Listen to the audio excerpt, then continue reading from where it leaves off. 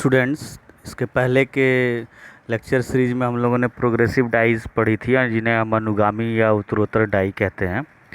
इस डाई की वर्किंग हम लोगों ने पिछले लेक्चर में पढ़ा था। आज हम लोग आपको बताएंगे कि ये उत्तरोत्तर डाइयों के एडवांटेजेस क्या हैं। What are the advantages of progressive dies. तो प्रोग्रेसिव डाइज के प्रयोग से उच्च कोटि की स्वचालिता की साम्यता या फिजिबिलिटी बनती है।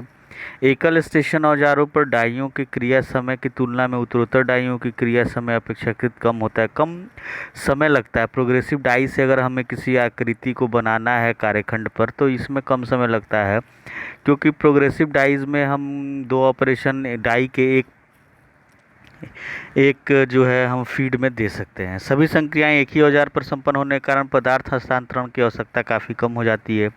अवयव के परीक्षण तथा स्टॉक के भंडारण एवं रख रखाव इत्यादि के कार्य कम करना पड़ता है।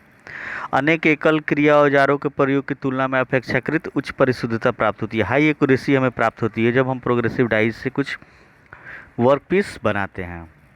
अब डिसएडवांटेजेस क्या है। उत्तरोत्तर औजारों की संरचना में जटिलता के कारण औजार लागत उच्च रहता है। ये सारी चीज़ें हम लोगों ने देखा कि जो एडवांटेजेज हैं उसके कहीं ना कहीं कुछ डिसएडवांटेजेस भी हैं। औजारों की परिशुद्धता तथा जटिलता के कारण अनुरक्षण, जब आपका जो टूल है वो एक्यूरेसी के साथ काम करेगा तो, और कॉम्प्लेक्स टूल है तो उसकी इनिशियल इन्वेस्टमेंट कॉस्ट भी ज़्यादा आती है।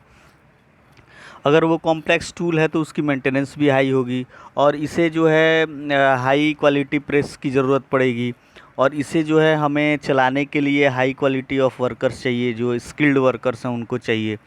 तो इनके में वेस्टेज भी बहुत अधिक होता है। वेस्टेज इसलिए अधिक होता है क्योंकि हमारा जो है एक ऑपरेशन में दो ऑपरेशन जो है एक डाई के स्टॉक में होता है, तो वहाँ से मटेरियल की वेस्टेज वर्कपीस से ज़्यादा होती है।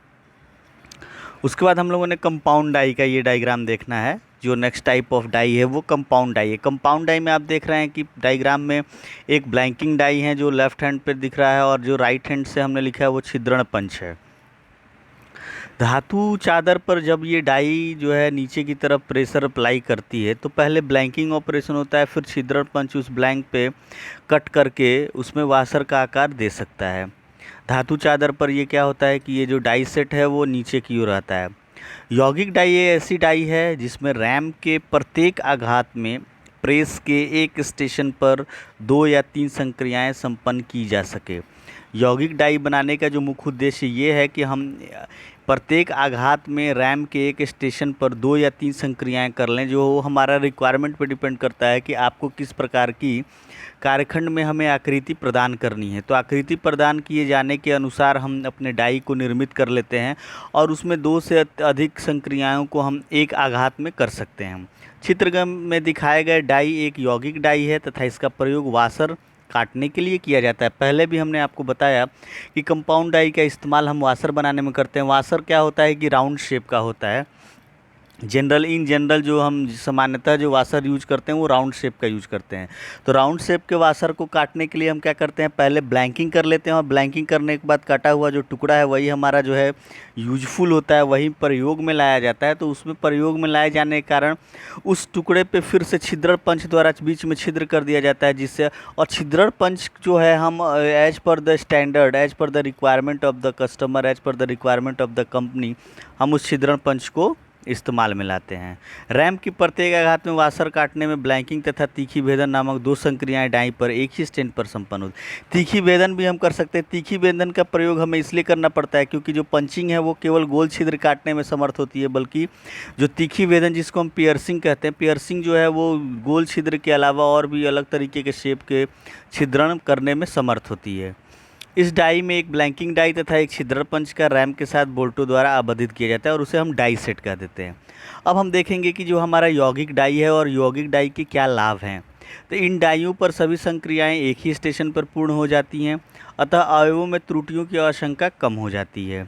चूँकि हम एक ही स्टेशन पे 2-3 संक्रियाएं कंप्लीट कर लेते हैं तो मटेरियल को हैंडलिंग करने का समय नहीं रहता, इसलिए इसमें त्रुटि की आशंका कम हो जाती है।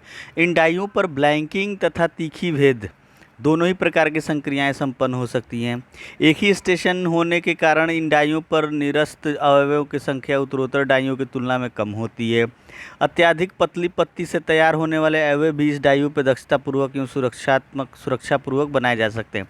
इसकी एक एडवांटेज ये है कि पतली से पतली वर्कपीस पे हम जो है अपना कार्य जो है आकृति प्रदान कर सकते हैं। अब इसके डिसएडवांटेजेस क्या है, तो अधिक मोटाई वाले जो हमारे पदार्थ के लिए यौगिक डाइयों का निर्माण करना तथा डाई की निर्धारित सामर्थ्य के अनुसार उन्हें तैयार करना कठिन हो जाता है, क्योंकि हम एक ही डाई में हम 2-3 संक्रियाएं करने के लिए आबद्ध कर देते हैं। तो अधिक मोटाई के वर्कपीस को कट करने के लिए हमें इसके डाई को मैन्युफैक्चर करने में थोड़ी कठिनाई आ सकती है। क्यों कठिनाई आ सकती है? क्योंकि आपका प्रेशर ज़्यादा, दबाव ज़्यादा चाहिए, और दबाव जो है वो एक मटेरियल की कैपेसिटी के अनुसार ही हो सकता है। इन डाइयों के रखरखाव एवं मरम्मत पर अधिक व्यय करना पड़ता है, क्योंकि इस कार्य में अधिक दक्षता की आवश्यकता पड़ती है। अधिक दक्षता अगर हमें लेना है तो हम इक्विपमेंट्स को काफ़ी हाईली सोफिस्टिकेटेड भी बनाते हैं, और हाईली सोफिस्टिकेटेड बनाने के कारण जो है इसके मेंटेनेंस वर्क में भी हमको ज़्यादा खर्च करना पड़ता है, जिससे जो है इसका एक ये दोष है। जटिल रचना के कारण डाई के निर्माण में उच्च स्तर की कुशलता की ज़रूरत पड़ती है। चूँकि ये कॉम्प्लेक्स स्ट्रक्चर होता है, तो कॉम्प्लेक्स स्ट्रक्चर के वजह से जो है हमारा डाई जो है इसको ऑपरेट करने के लिए कुशल कारीगर की ज़रूरत पड़ती है। तो ये सारे टॉपिक जो हम लोगों ने कवर किए हैं, ये हम फिर से आपको एक बार कंक्लूड कर देते हैं कि हमने क्या क्या चीज़ें कवर की हैं इसमें। चैप्टर 4 जो था, जो इस हमने इस वीक में पढ़ा, उसमें हमने सबसे पहले पढ़ा एलिमेंट्स ऑफ प्रेस टूल की। प्रेस होता क्या है? प्रेस जो है धातु प्ररूपण करने की विधि है, जिसमें हम डाई और पंच का इस्तेमाल करके धातु प्ररूपण करते हैं। फिर जो है हमने एलिमेंट्स ऑफ प्रेस पढ़ा कि एलिमेंट्स ऑफ प्रेस क्या है। फ्रेम, रैम, आधार, परिचालन यानी ऑपरेटिंग मैकेनिज्म, परिचालन यंत्रावली, इसको हमने सारे एक एक करके देखे। फिर हमने ये देखा कि फैक्टर्स कौन कौन से जो है अफेक्ट करते हैं हमारे प्रेस टूल डिज़ाइन के लिए। तो शक्ति स्रोत के अनुसार हमने 3 प्रकार के जो है प्रेस टूल बनाए: हस्तचलित प्रेस टूल, यांत्रिक प्रेस टूल और द्रविक प्रेस टूल। फिर अपेक्षित प्रयोजन, जो कौन सी संक्रिया हमें करनी है, उस संक्रिया के आधार पर हमने प्रेस टूल का निर्माण करना शुरू किया। फिर शक्ति पारेषण की विधि जो होती है वो मैकेनिकल होती है, इलेक्ट्रिकल होती है और मस्कुलर होती है यानी मैनुअल होती है। उसके आधार पर हमने जो है डाई को बनाया। फिर फ्रेम डिज़ाइन के आधार पर हमने बनाया कि उधर फ्रेम बनाना है कि एकल फ्रेम बनाना है कि दोहरा फ्रेम बनाना है। फिर रैम की संख्या के आधार पर हमने एकल, दोहरी और तिहरी बताई। फिर प्रेस की क्षमता जो टन भार में हम लेते हैं, उसके आधार पर हमने प्रेस टूल को डिज़ाइन करना संभव किया। फिर प्रेस फॉर्मिंग ऑपरेशन के कुछ इंपॉर्टेंट ऑपरेशन हमने पढ़े। शियरिंग ऑपरेशन में हम कर्तन संक्रियाओं में क्या करते हैं, इसके अंतर्गत हम क्या करते हैं, कार्यखंड पर शियरिंग फोर्स लगा के हम कटर कार्यखंड को पदार्थ से काट कर अलग करते हैं। पंचिंग ऑपरेशन करते हैं, नॉचिंग ऑपरेशन करते हैं, छाटन ऑपरेशन करते हैं। फिर बेंडिंग ऑपरेशन में क्या करते हैं कि जो ब्लैंक किया गया हमारा टुकड़ा है, उसमें एक से अधिक वक्रकार मोड़ देकर उसे नुकीले किनारे निर्मित कर देते हैं, तो वो हमारा बेंडिंग ऑपरेशन हो जाता है। कोई अगर डिश आकृति बनी है, डिश आकृति वाले कप को कप आकृति में बनाना है, तो हम ड्राइंग ऑपरेशन कर देते हैं। फिर हमने 3 प्रकार की डाइयाँ पढ़ी, संयोजी डाई पढ़ी, कॉम्बिनेशन डाई, फिर हमने प्रोग्रेसिव डाई पढ़ी, फिर हमने जो है एक उसके लाभ पढ़े, हानि पढ़े, फिर हम लोगों ने यौगिक डाई पढ़ी। तो ये सारे डाई जो है, तीनों का डाई का जो इम्पोर्टेंस है वो अपनी जगह पे अलग अलग है। अलग अलग संक्रियाओं के लिए हम इस्तेमाल करते हैं। प्रोग्रेसिव डाई का अलग इस्तेमाल है, कंपाउंड डाई का अलग इस्तेमाल है और कॉम्बिनेशन डाई के अलग अलग इस्तेमाल है। तो अगले लेक्चर सीरीज में हम नेक्स्ट चैप्टर को पढ़ेंगे। तब तक के लिए थैंक यू।